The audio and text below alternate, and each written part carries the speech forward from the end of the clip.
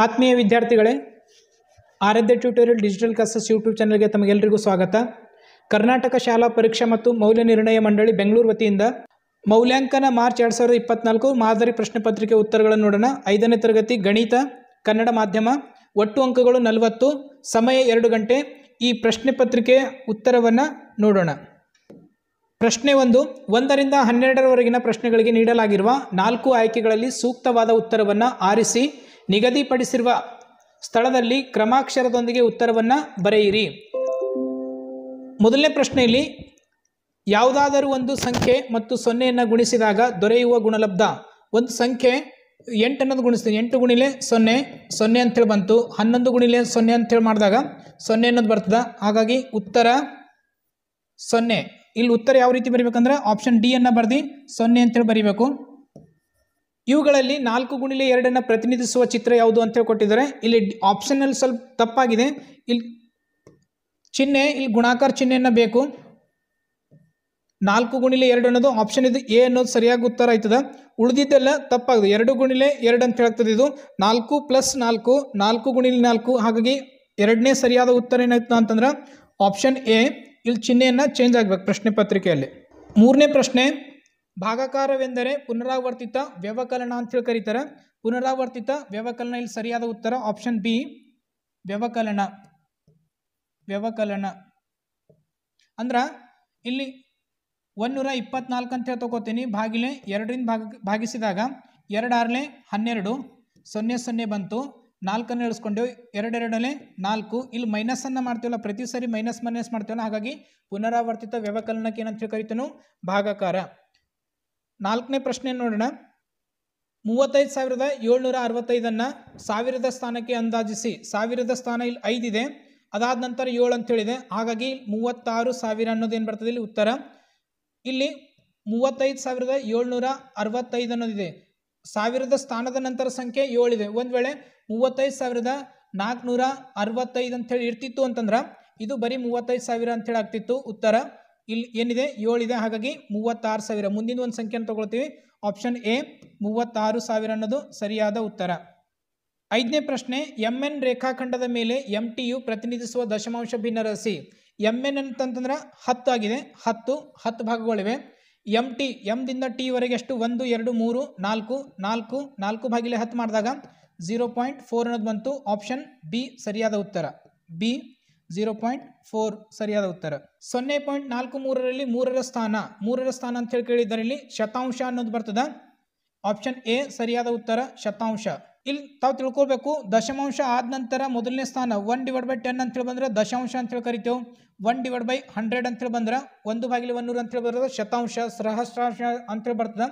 ಅದ್ರ ನಂತರ ಈ ಎಡಗಡೆ ಬಂದಂತೆಲ್ಲ ಬಿಡಿ 10 100 ಅಂತೇಳಿ ಬರ್ತದೆ. ಹಾಗಾಗಿ ಇದ್ರ ಸರಿಯಾದ ಉತ್ತರ ಶತಾಂಶ. 7ನೇ ಪ್ರಶ್ನೆ, 17.15 ಪೈಸೆಗಳಲ್ಲಿ ಈ ರೀತಿಯಾಗಿ ವ್ಯಕ್ತಪಡಿಸಬಹುದು. ಪೈಸೆಗಳಲ್ಲಿ ವ್ಯಕ್ತಪಡಿಸಬಹುದು ಅಂತ ಕೇಳ್ಯಾರ. 17.15 ಗುಣಿಲೆ 100. 1 ರೂಪಾಯಿಯಲ್ಲಿ 100 ಪೈಸೆ ಇರ್ತದೆ. ಇದು ಗುಣಿಸಿದಾಗ 1715 ಪೈಸೆ ಅನ್ನೋದು ಬರ್ತದೆ. Option C. ಆಪ್ಷನ್ ಸಿ ಇಲ್ಲಿ ಸರಿಯಾದ ಉತ್ತರ. 8ನೇ ಪ್ರಶ್ನೆ, ಅಧಿಕ ವರ್ಷದಲ್ಲಿ ಈ ಕೆಳಗಿನ ಒಂದು ದಿನ ಹೆಚ್ಚಲ್ಪಡುತ್ತದೆ. ಫೆಬ್ರವರಿ ತಿಂಗಳಲ್ಲಿ 28ರಿಂದ 29 ದಿನಗಳಾಗ್ತವ. Option D February. 9ನೇ ಪ್ರಶ್ನೆ ಉತ್ತರ, ನಾವು ಆಯತವೊಂದನ್ನು ನಿಗದಿತ ಅಕ್ಷದಲ್ಲಿ ತಿರುಗಿಸಿದಾಗ ಕಂಡು ಬರುವ ಘನಾಕೃತಿ ಅಂತ ಹೇಳಿ ಕೇಳಿದ್ದಾರೆ. ಆಯತವನ್ನು ತಿರುಗಿಸಿದ್ರೆ ಇಲ್ಲೊಂದು ಕಡ್ಡಿಯನ್ನು ಹಚ್ಚಿ ಹಿಂಗೆ ತಿರುಗಿಸಿದ್ರೆ ಅದು ಸಿಲಿಂಡರ್ ರೂಪದಲ್ಲಿ ಕಾಣುತ್ತದೆ. ಆಯತ ಘನ ಕಾಣಲ್ಲ, ಗೋಳ ಕಾಣಲ್ಲ, ಶಂಕು ಕಾಣಲ್ಲ, ಸಿಲಿಂಡರ್ ರೂಪದಲ್ಲಿ ಕಾಣ್ತದ. Option C cylinder. 10ನೇ ಪ್ರಶ್ನೆ, ಒಂದು ಘನಾಕೃತಿಯ ಪಾರ್ಶ್ವ ನೋಟ ಆಯತಾಕಾರ ರೀತಿ ಮತ್ತು ಮೇಲ್ಭಾಗದ ನೋಟ ವೃತ್ತಾಕಾರದ ರೀತಿ ಕಂಡು ಬಂದರೆ ಅದು ಘನಾಕೃತಿಯು ಸಿಲಿಂಡರ್ ಆಗ್ತದೆ. ಮೇಲಿಂದ ನೋಡಿದಾಗ ವೃತ್ತಾಕಾರ ಕಾಣ್ತದ, ಪಾರ್ಶ್ವದಲ್ಲಿ ನೋಡಿದಾಗ ಆಯತಾಕಾರ. ಹಾಗಾಗಿ ಉತ್ತರ ಇದ್ರದ್ದು ಆಪ್ಷನ್ ಬಿ. ಇಲ್ಲಿ ಉತ್ತರವನ್ನು ಬರ್ದು ಆಪ್ಷನ್ ಬಿ ಅಂತೇಳಿ ಬರ್ದು ಸಣ್ಣ ಸಿಲಿಂಡರ್ನ ಇಳಿಸಬೇಕು. 11ನೇ ಪ್ರಶ್ನೆ, ಈ ವಿನ್ಯಾಸವು ಮುಂದುವರೆದರೆ ಮೊದಲನೇ ಚಿತ್ರವನ್ನು ಹೋಲುವ ಚಿತ್ರದ ಸಂಖ್ಯೆಯು ಅಂತ ಕೇಳಿದ್ದಾರೆ. ಇಲ್ಲಿ ಪ್ಲಸ್ ಮೈನಸ್ ಗುಣಿಲೆ ಭಾಗಿಲೆ. ಇಲ್ಲಿ ಒಂದು ಪ್ಲಸ್ಸನ್ನು ಒಂದು ಸಾರಿ ಮುಂದಕ್ಕೆ ಟರ್ನ್ ಆಗ್ಲತ್ತದ ಕ್ಲಾಕ್ ವೈಸು. ಇಲ್ಲಿ ಪ್ಲಸ್ ಇದ್ದಿದ್ದು ಫಸ್ಟ್ ಬಾಕ್ಸ್ನಲ್ಲಿತ್ತು, ಸೆಕೆಂಡ್ ಬಾಕ್ಸ್ನಲ್ಲಿ ಬಂತು, ಥರ್ಡ್ ಬಾಕ್ಸ್ನಲ್ಲಿ ಕರೆಕ್ಟ್ ಇದೆ, ಮೈನಸ್ ಇವೆಲ್ಲ ಕರೆಕ್ಟ್ ಇದೆ. ಆದರೆ ಇಲ್ಲೇನು ಬರಬೇಕು, ಪ್ಲಸ್ ಮೈನಸ್ ಗುಣಾಕಾರ, ಇದು ಒಂದು ಭಾಗಾಕಾರ ಚಿಹ್ನೆ ಬರಬೇಕು, ಮಿಸ್ಪ್ರಿಂಟ್ ಆಗಿದೆ, ಇಲ್ಲಿ ಭಾಗಾಕಾರ ಚಿಹ್ನೆ ಬರಬೇಕು. ನೆಕ್ಸ್ಟ್ ಏನು ಬರ್ತದ ಅಂತಂದ್ರೆ ಇಲ್ಲೊಂದು ಬಾಕ್ಸನ್ನು ಇಳಿಸ್ಕೋತೀನಿ, ಪ್ಲಸ್ಸನ್ನು ಇಲ್ಲಿತ್ತು, ನೆಕ್ಸ್ಟ್ ಒಂದು ಟರ್ಮನ್ನು ಮುಂದೆ ಬಂತು, ಪ್ಲಸ್ ಮೈನಸ್ ಇದು ಗುಣಿಲೆ ಮತ್ತು ಇದು ಭಾಗಿಲೆ ಅನ್ನೋದು ಬರ್ತದ. ಇನ್ನೊಂದು ಇವಾಗ ಎಲ್ಲಿ ಬರ್ತದ, ಪ್ಲಸ್ ಮೈನಸ್ ಗುಣಿಲೆ ಭಾಗಿಲೆ. ಮೊದಲನೇ ಚಿತ್ರವನ್ನು ಹೋಲುವ ಚಿತ್ರ ಎಷ್ಟನೇ ಚಿತ್ರ ಅದ, ಇದು 1 2 3, ಇದು 4ನೇ ಚಿತ್ರ, ಇದು 5ನೇ ಚಿತ್ರ. 5ನೇ ಚಿತ್ರ ಏನೈತದ, ಮೊದಲನೇ ಚಿತ್ರಕ್ಕೆ ಹೋಲ್ತದ, ಪ್ಲಸ್ ಮೈನಸ್ ಗುಣಿಲೆ ಭಾಗಿಲೆ, ಪ್ಲಸ್ ಮೈನಸ್ ಗುಣಿಲೆ ಭಾಗಿಲೆ. ಹಾಗಾಗಿ ಉತ್ತರ ಸರಿಯಾದ ಉತ್ತರ ಆಪ್ಷನ್ ಎ 5ನೇ. 12ನೇ ಪ್ರಶ್ನೆ, ಬಹು ಆಯ್ಕೆಯ ಕೊನೆ ಪ್ರಶ್ನೆ ಇದು. ಈ ಕೆಳಗಿನವುಗಳಲ್ಲಿ ಕೇವಲ 2 ಸಮಮಿತಿ ಅಕ್ಷಗಳು ಮಾತ್ರ ಹೊಂದಿರುವ ಆಕೃತಿ ಅಂತ ಕೇಳ್ತಾರೆ. ಸಮಮಿತಿ ಅಕ್ಷ ಅಂತಂದ್ರೆ ಒಂದು ರೇಖೆಯನ್ನು ಹೊಡೆದಾಗ ಎರಡೂ ಕಡೆ ಸಮನಾದ ಭಾಗವನ್ನಾಗಬೇಕು. ಇದರಲ್ಲಿ 4 ಸಮಮಿತಿ ಅಕ್ಷಗಳನ್ನು ಎಳಿಬೋದು, ಚೌಕಕ್ಕೆ 4 ಸಮಮಿತಿ ಅಕ್ಷಗಳನ್ನು ಎಳಿಬೋದು. ಇಲ್ಲೊಂದು ಲಂಬಕೋನ ತ್ರಿಭುಜ ಕೊಟ್ಟರೆ ಇಲ್ಲಿ ಒಂದು ಮಾತ್ರ ಸಮಮಿತಿ ಅಕ್ಷವನ್ನು ಎಳಿಬೋದು. ವೃತ್ತಕ್ಕೆ ಅಪರಿಮಿತವಾಗಿರ್ತವ, ಎಷ್ಟನ್ನು ಎಳಿಬೋದು, ಎಲ್ಲ ಸಮಮಿತಿ ಆಕೃತಿ ಬರ್ತವೆ. ಇಲ್ಲೊಂದು ಆಯತ ಅದ, ಇದಕ್ಕೆ 1 2 ಸಮಮಿತಿ ಮಾತ್ರ ಎಳಿಬೋದು. ಈ ರೀತಿ ಎಳೆದಾಗ ಇದು ತಪ್ಪಾಗ್ತದೆ, ಎರಡು ಕಡೆ ಈಕ್ವಲ್ ಬರಲ್ಲ. ಹಾಗಾಗಿ ಇಲ್ಲಿ 2 ಸಮಮಿತಿ ಮಾತ್ರ ಅಕ್ಷಗಳನ್ನು ಎಳಿಬೋದು. ಆಪ್ಷನ್ ಡಿ ಅನ್ನೋದು ಸರಿಯಾದ ಉತ್ತರ. ಆಪ್ಷನ್ ಡಿ, ಆಯತಾಕಾರಕ 2 ಸಮಮಿತಿ ಆಕೃತಿಗಳನ್ನು ಅಕ್ಷಗಳನ್ನು ಎಳಿಬಹುದು. 2ನೇ ಬೀಟ್ ಇಲ್ಲಿ ಪ್ರಶ್ನೆ, ಕೆಳಗಿನ ಪ್ರಶ್ನೆಗಳಿಗೆ ಉತ್ತರಿಸಿ ಗುಣಾಕಾರ ಮಾಡೋದ. 2439 ಗುಣಿಲೆ 37, 2439 ಗುಣಿಲೆ 37 ಗುಣಲಬ್ಧವನ್ನು ಕಂಡುಹಿಡಿಯೋದು. 9 7 63ಕ್ಕೆ 3 ಕೈಲ 6, 7 3 21, 21 ಪ್ಲಸ್ 6 27 ಕೈಲ 2, 7 4 28, 29 30 ಕೈಲ 3, 7 2 14, 14 ಪ್ಲಸ್ 3 17, 3 9 27ಕ್ಕೆ 7 ಕೈಲ 2, 3 3 9 10 11, 3 4 12, 12 1 13 ಕೈಲ 1, 3 2 6 1 7, 3 14 ಕೈಲ 1 2, 10 ಕೈಲ 1 8 1 9, 90,243 ಅನ್ನೋದು ಸರಿಯಾದ ಉತ್ತರ. 14ನೇ ಪ್ರಶ್ನೆ, 1653 8ರಿಂದ ಭಾಗಿಸಿದಾಗ ದೊರಕುವ ಭಾಗಲಬ್ಧ ಮತ್ತು ಶೇಷವನ್ನು ಕಂಡುಹಿಡಿಯಿರಿ. ಇಲ್ಲಿ 1653 ಭಾಗಿಲೆ 8, 8 2 16, 0 0 5 ಇಳಿಸ್ಕೊಂಡೆವು, 5 ಹೋಗಲ್ಲ, ಇಲ್ಲೊಂದು 0 ಕೊಟ್ಟು ಮುಂದಿನ 3 ಇಳಿಸ್ಕೊಂಡೆವು. 8 6 48, 13ರಲ್ಲಿ 8 ಹೋದ್ರೆ 5 ಉಳಿತು, ಇಲ್ಲಿ 0, ಇದು 5 ಶೇಷ ಮತ್ತು ಭಾಗಲಬ್ಧ 206 ಭಾಗಲಬ್ಧ. 15ನೇ ಪ್ರಶ್ನೆ, 56 ಭಾಗಿಲೆ 100 ದಶಮಾಂಶ ಭಿನ್ನರಾಶಿಯಾಗಿ ಬರೆದು ಪದಗಳಲ್ಲಿ ವ್ಯಕ್ತಪಡಿಸಿ. ಈ 56 ಭಾಗಿಲೆ 100 ದಶಮಾಂಶ ರೂಪದಲ್ಲಿ ಬರೆದಾಗ 0.56, ಇದನ್ನು ಪದಗಳಲ್ಲಿ ಬರೆದಾಗ 0.56 0.56. 348.25 500ರಿಂದ ಕಳೆಯಿರಿ. ರೂಪಾಯಿ 348.25 ರೂಪಾಯಿಯನ್ನು 500ರಿಂದ ಕಳೆಯಿರಿ. 500 ಇಲ್ಲಿ ಪಾಯಿಂಟ್ ಆದ ನಂತರ ಇಲ್ಲ ನಂಬರ್ ಅಂತಂದರೆ 2 ಸೊನ್ನೆಗಳನ್ನು ತಗೊಳ್ಬೇಕು. 348.25 ಇದು ಮೈನಸ್ ಮಾಡಿದಾಗ 10ರಲ್ಲಿ 5 ಅದ ಹೋದರೆ 5, 9ರಲ್ಲಿ 2 ಹೋದಾಗ 7, ಬಿಂದು ಕೆಳಗೆ ಬಿಂದು, ಇಲ್ಲಿ 9 ಉಳಿತು, 9ರಲ್ಲಿ 8 ಹೋದ್ರೆ 1, 9ರಲ್ಲಿ 4 ಹೋದ್ರೆ 5, ಇಲ್ಲಿ 4ರಲ್ಲಿ 3 ಹೋದ್ರೆ 1 ಆ ಕಡೆ ತಗೊಂಡಿದ್ದೆ 4 ಉಳಿತು, 4ರಲ್ಲಿ 3 ಹೋದ್ರೆ 1, 151.75. 17ನೇ ಪ್ರಶ್ನೆ, ಅನಂತನು 2.41 kg ಬಾಳೆಹಣ್ಣನ್ನು ಕೊಳ್ಳುವನು. ಬಾಳೆಹಣ್ಣಿನ ಪ್ರಮಾಣವನ್ನು ಗ್ರಾಮ್ಗಳಲ್ಲಿ ವ್ಯಕ್ತಪಡಿಸಿ ಅಂತ ಕೊಟ್ಟಿದ್ದಾರೆ. ಇಲ್ಲಿ ಇದನ್ನು ಮಿಶ್ರ ಭಿನ್ನರಾಶಿಯಲ್ಲಿ ಕೊಟ್ಟಿದ್ದಾರೆ, ಅದನ್ನು ವಿಷಮ ಭಿನ್ನರಾಶಿ ಕನ್ವರ್ಟ್ ಮಾಡ್ಕೊಳ್ಬೇಕು. 2 4 8, 8 ಪ್ಲಸ್ 1 9, 9 ಭಾಗಿಲೆ 4, ಇದನ್ನು ಭಾಗಿಸಿದಾಗ 2.25 ಅನ್ನೋದು ಬರ್ತದೆ. ಈ 2.25 kgದಲ್ಲಿದೆ, kgನಲ್ಲಿ ಇದನ್ನು ಗ್ರಾಮ್ನಲ್ಲಿ ಕನ್ವರ್ಟ್ ಮಾಡಬೇಕಾದ್ರೆ 2.25 ಗುಣಿಲೆ 1000, 1000ದಿಂದ ಗುಣಿಸಿದಾಗ ಗ್ರಾಮ್ನಲ್ಲಿ ಆಯ್ತದ 2250 ಗ್ರಾಮ್ಗಳು. ಇದು ಸರಿಯಾದ ಉತ್ತರ.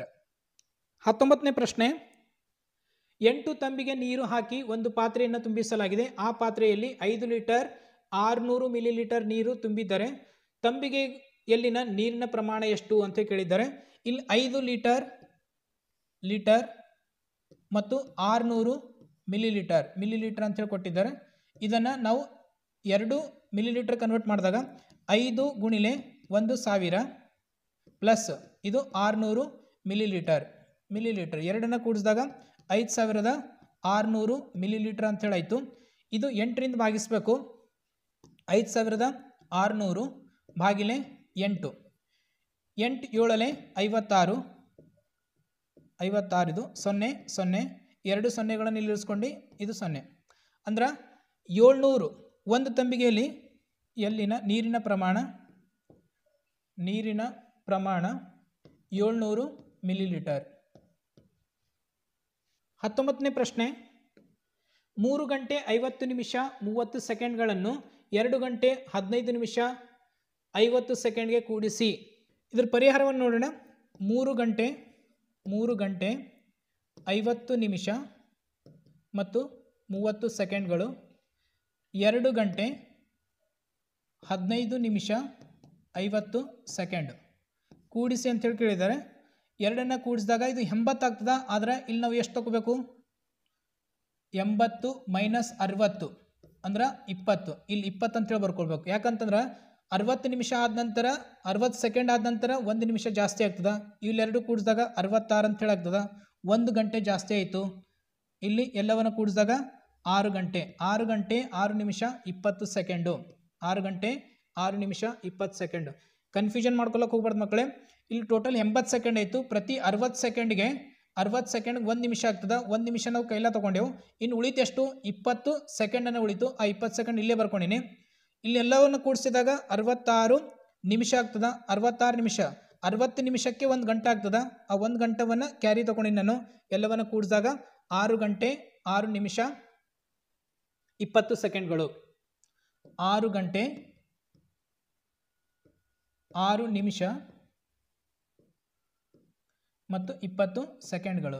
20ನೇ ಪ್ರಶ್ನೆ, ಈ ಕೆಳಗಿನ ಆಂಗ್ಲ ಅಕ್ಷರಗಳಿಗೆ ಸಮಮಿತಿ ಅಕ್ಷ ಎಳೆಯಿರಿ. ಸಮಮಿತಿ ಅಕ್ಷ ಎಳೆಯಿರಿ ಅಂತಂದಾಗ ಎಕ್ಸ್ಗ 2 ಸಮಮಿತಿ ಅಕ್ಷಗಳನ್ನು ಎಳಿಬೋದು. ಇಲ್ಲಿ ನಾನು ಡೈರೆಕ್ಟ್ ಹೇಳ್ತೀನಿ. ಎಕ್ಸ್ಗ ಇದು ಒಂದು ಸಮಮಿತಿ ಅಕ್ಷ, ಇದು ಒಂದು ಸಮಮಿತಿ ಅಕ್ಷ. ಎಗ ಒಂದು ಮಾತ್ರ ಸಮಮಿತಿ ಅಕ್ಷ, ಎಂಗೂ ಒಂದು ಸಮಮಿತಿ ಅಕ್ಷ ಬರ್ತದೆ. ಇದಕ್ಕೆ ಯಾವುದೇ ಸಮಮಿತಿ ಅಕ್ಷನ ಬರಲ್ಲ. ಒಂದು ವೇಳೆ ನಾವು ಎಸ್ಗ ಈ ರೀತಿ ಮಾಡಿದ್ರೆ ಉಲ್ಟಾ ಆಗ್ತದೆ, ಸಮಮಿತಿ ಅಕ್ಷ ಆಗಲ್ಲ. ಹಾಗಾಗಿ ಈ 3 ಅಕ್ಷರಗಳಿಗೆ ಸಮಮಿತಿ ಅಕ್ಷರನ ಒಂದೊಂದು ಎಳಿಬಹುದು. ಇದಕ್ಕೆ ಎಕ್ಸ್ಗೆ 2 ಸಮಮಿತಿ ಅಕ್ಷರಗಳನ್ನು ಎಳಿಬಹುದು. 21ನೇ ಪ್ರಶ್ನೆ, ನೀಡಿರುವ ಜಾಲಾಕೃತಿಗಳಿಂದ ರಚಿಸಬಹುದಾದ ಘನಾಕೃತಿಗಳ ಚಿತ್ರಗಳನ್ನು ಬರೆಯಿರಿ. ವೃತ್ತಾಕಾರ ಇದು ಶಂಕು ಆಗ್ತದ, ಈ ರೀತಿ ಶಂಕು. ಇದು ಚೌಕ ಘನ ಆಗ್ತದ, ಚೌಕ ಘನ. ಈ ರೀತಿ ಚೌಕ ಘನ ಆಗ್ತದ. ಈ 2 ಚಿತ್ರಗಳು ಈ ರೀತಿ ರಚಿಸಬಹುದು. 22ನೇ ಪ್ರಶ್ನೆ, ಬಿಟ್ಟಿರುವ ಬೆಸ ಸಂಖ್ಯೆಗಳನ್ನು ಚೌಕದಲ್ಲಿ ಭರ್ತಿ ಮಾಡಿರಿ ಮತ್ತು ಇದರಿಂದ ಉಂಟಾಗುವ ವರ್ಗ ಸಂಖ್ಯೆಯನ್ನು ವೃತ್ತದಲ್ಲಿ ಬರೆಯಿರಿ.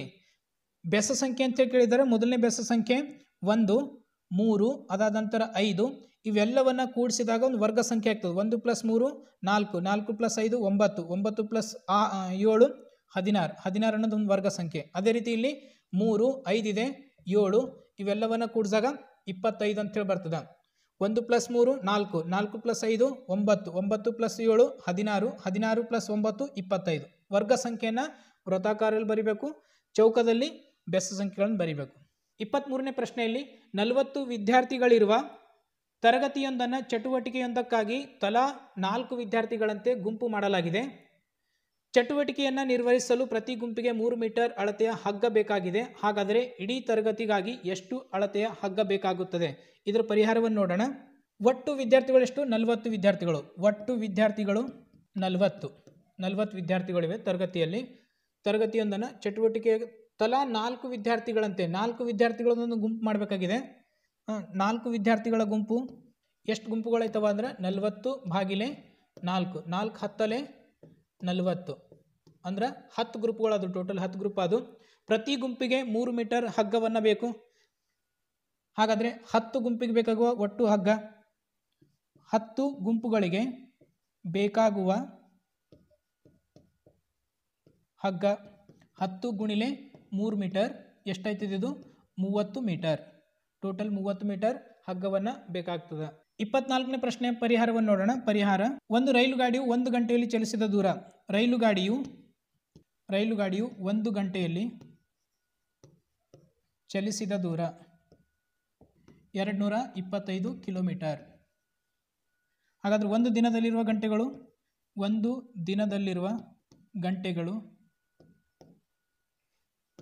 24 ಗಂಟೆಗಳಿರ್ತವೆ ಒಟ್ಟು ಏನು ಕೇಳ್ಯಾರ ಒಂದು ದಿನದಲ್ಲಿ ಚಲಿಸುವ ದೂರದ ಗರಿಷ್ಠ ಸ್ಥಾನ ಅಂತ ಕೇಳಿದ್ದಾರೆ ಇವೆರಡನ್ನ ಗುಣಿಸಬೇಕು ಒಂದು ದಿನದಲ್ಲಿ